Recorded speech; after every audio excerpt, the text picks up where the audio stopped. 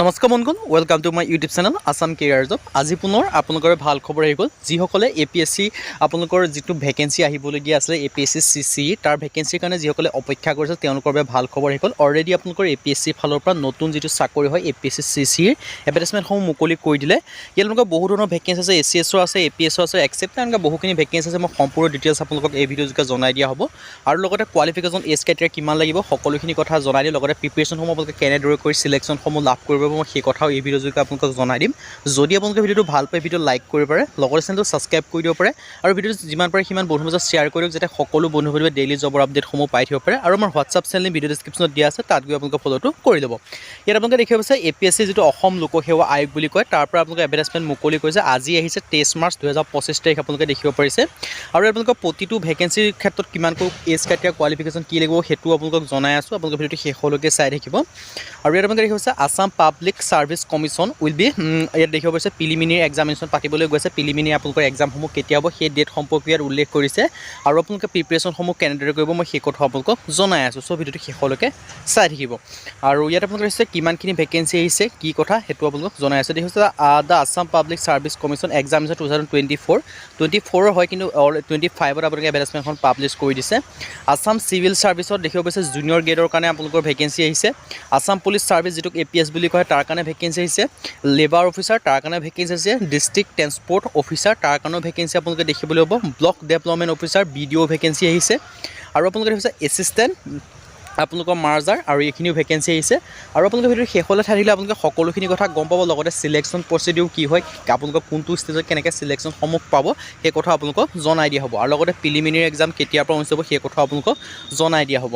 আৰু যদি আপোনালোকে APSC কাৰণে প্ৰিপেৰেশ্যন কৰি আছে আপোনালোকৰ বাবে এটা বহুত ভাল খবৰ হয়, কিয়নো APSC ফালৰ পৰা আপোনালোকৰ ভেকেঞ্চিসমূহ আউট কৰি দিছে। যদি আপোনালোকে APSC প্ৰিপেৰেশ্যনসমূহ কৰি আছে আপোনালোকে কোচিংসমূহ কৰিলেও পাৰিব। যিটো SPM IS একাডেমী ফালৰ পৰা কোচিঙৰ কাৰণে এটা কোৰ্চ লঞ্চ কৰিছে আপোনালোকে দেখিব পাইছে APSC প্ৰিলিমি ক্ৰেছ কোৰ্চ বুলি কোৱা হয়। ইয়াৰ কাৰণে কোৰ্চ কৰিছে। যদি আপোনালোকে এই কোৰ্চটো কৰিলে আপোনালোকে 100% চিলেকশ্যনসমূহ লাভ কৰিব পাৰিব যদি আপোনালোকে ভালদৰে প্ৰিপেৰেশ্যনসমূহ কৰিব নিজে পাৰে। আৰু ইয়াত দেখিব পাইছে APSC প্ৰিলিমিনাৰীৰ কাৰণে যিটো ক্ৰেছ কোৰ্চ লঞ্চ কৰিছে তাৰ কাৰণে আপোনালোকে দেখিছে যোৱাবাৰ যিটো 235টা যিটো APSCৰ মানে আপোনালোকৰ চিট আছিল, মানে যিটো আপোনালোকৰ চাকৰি আছিল তাৰে 194টা SPM IS একাডেমী যিসকলে কোৰ্চ কৰিছে বা যিসকলে তাত আপোনালোকৰ কোচিং কৰিছে তাৰ দ্বাৰাই মানে তেওঁলোকে 194টা তেওঁলোকৰ পৰা লাভ কৰিছিল।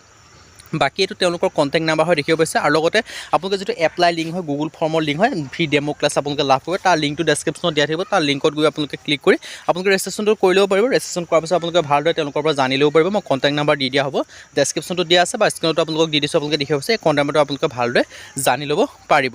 চ' আপোনালোকে যদি ইণ্টাৰেষ্টেড হয় বা ইলিজিবল হয় আপোনালোকে আবেদনসমূহ কৰি ল'ব পাৰিব APSC ক্ষেত্ৰত। ইয়াৰ যিটো এজ ক্ৰাইটেৰিয়া বা কোৱালিফিকেশ্যন কিমান বিচাৰিছে মই আপোনালোকক সেইটো জনাই আছোঁ। ইয়াত আপোনালোকে দেখিব পাৰিছে ইনস্পেক্টৰ অফ SS বা এছিষ্টেণ্ট এমপ্লয়মেণ্ট অফিচাৰ ইয়াৰ ক্ষেত্ৰতো আছে। আৰু ইয়াত আপোনালোকে ধুনীয়াকৈ দেখিব পাৰিছে ইম্পৰ্টেণ্ট যিখিনি ডিটেইলছখিনি আপোনালোকে ধুনীয়াকৈ দেখিব পাৰিছে APSC ফালৰ পৰা এইখিনি ভেকেঞ্চি ৰিলিজ কৰি দিছে। আৰু লগতে ইয়াৰ যিখিনি এক্সাম চেণ্টাৰ হয় প্ৰিলিমিনেৰী এক্সাম চেণ্টাৰ সেইখিনি কথা উল্লেখ কৰি দিছে।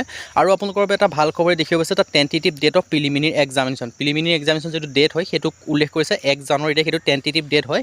ইয়াৰ ডেটটো পিছুৱাব পাৰে বা আগুৱাব পাৰে সেইটো কোনো কথা নাই, কিন্তু এইটো টেণ্টেটিভ ডেট হয়। হ'লেও আপোনালোকে ধৰি লওক 1 জুন তাৰিখে আপোনালোকৰ APSC ফালৰ পৰা প্ৰিলিমিনেৰী এক্সামটো অনুষ্ঠিত হ'ব। চ' আপোনালোকৰ হাতত বেছি দিন নাই। এই কম দিনৰ ভিতৰতে কেনেকৈ আপোনালোকে চিলেকশ্যনসমূহ লাভ কৰিব পাৰে কিমানখিনি আপোনালোকে নিজৰ ফালৰ পৰা কৰিলে, কিন্তু এতিয়া বৰ্তমান আপোনালোকে যিটো নিজক আগবঢ়াই নিব পাৰিব তাৰ ক্ষেত্ৰত আপোনালোকে এইকেইদিনত আপোনালোকে প্ৰিপেৰেশ্যনসমূহ ফুললি কৰিব পাৰে।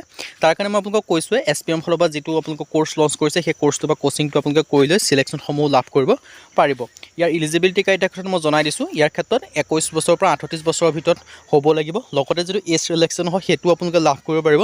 SC ST ক্ষেত্ৰত 5 বছৰকৈ, OBC ক্ষেত্ৰত 3 বছৰকৈ, PWBD ক্ষেত্ৰত 10 বছৰকৈ লাভ কৰিব। আৰু লগতে ইয়াৰ কাৰণে আবেদন কৰিবলৈ কি ডকুমেণ্টছ লাগিব সেইটো কথা উল্লেখ কৰি থোৱা আছে। আৰু ইয়াৰ আপোনালোকৰ ষ্টেজ অফ এক্সামিনেশ্যনটো দুটা হয়। এটা হৈছে দ্য প্ৰিলিমিনেৰী এক্সামিনেশ্যন, ছেকেণ্ডত হ'ব মেইন এক্সামিনেশ্যন। মেইন এক্সামিনেশ্যন আপোনালোকৰ দুটা থাকে, দুটা ষ্টেজ থাকে। এটা হৈছে ৰিটেন হ'ব আৰু নেক্সট আপোনালোকৰ ইণ্টাৰভিউ হ'ব যদি আপোনালোকে ৰিটেনত পাছ কৰে। আৰু বাকী ইয়াত আপোনালোকৰ মাৰ্কসমূহ কিমান কৰি দিয়া হ'ব সেই কথা ইয়াত উল্লেখ কৰা আছে। চ' যদি আপোনালোকে ইণ্টাৰেষ্টেড হয় APSCৰ কাৰণে যদি আপোনালোকে কোচিং কৰি বা আপোনালোকে প্ৰিপেৰেশ্যন কৰি আছে তেন্তে আপোনালোকে আবেদনসমূহ কৰি ল'ব পাৰিব। আৰু ইয়াত আপোনালোকে সকলোখিনি ডিটেইলছ দিয়া আছে। আৰু মই কৈছোঁ আপোনালোকক যদি আপোনালোকে বেষ্ট কোচিং কৰি আপোনালোকে যে APSCৰ কাৰণে চিলেকশ্যনসমূহ লাভ কৰিব বিচাৰে তেন্তে মই আপোনালোকৰ লিংক ডেছক্ৰিপশ্যনত দি থৈ আছে। যিটো SPMIS একাডেমীৰ গুগল ফৰ্মৰ লিংক হয়, তাত আপোনালোকে গৈ ফ্ৰী ডেমো ক্লাছো লাভ কৰিব আৰু তেওঁলোকৰ ফালৰ পৰা ৰেজিষ্ট্ৰেশ্যনসমূহ কৰি ল'ব পাৰিব। আৰু কলৰ যিটো ডেছক্ৰিপশ্যনত কল কৰা নাম্বাৰো দি থৈছে, সেই কল কৰি আপোনালোকে ভালদৰে জানি ল'ব পাৰিব। আজি ভিডিঅ' যদি ভিডিঅ' ভাল লাইক কৰিব, লগৰ চেনেলটো ছাবস্ক্ৰাইব কৰি দিব।